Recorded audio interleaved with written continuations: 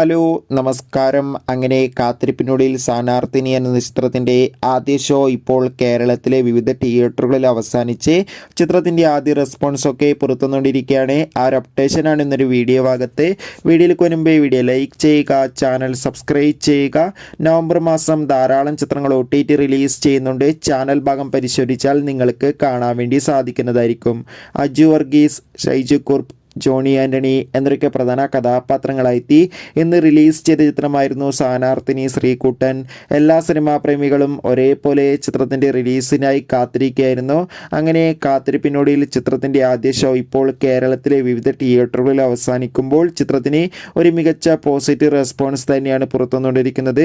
ചിത്രം മികച്ചൊരു comedy entertainment ആണെന്നും ചിത്രത്തിൽ ഷൈജു കുറുപ്പിൻ്റെയും അജു വർഗീസിൻ്റെയും മികച്ച അഭിനയം തന്നെ കാണാൻ വേണ്ടി സാധിക്കുന്നുണ്ടെന്ന് റിപ്പോർട്ടുകൾ സൂചിപ്പിക്കുകയാണ്. ചിത്രത്തിൻ്റെ കൂടുതൽ റെസ്പോൺസിനായി. ബൈ.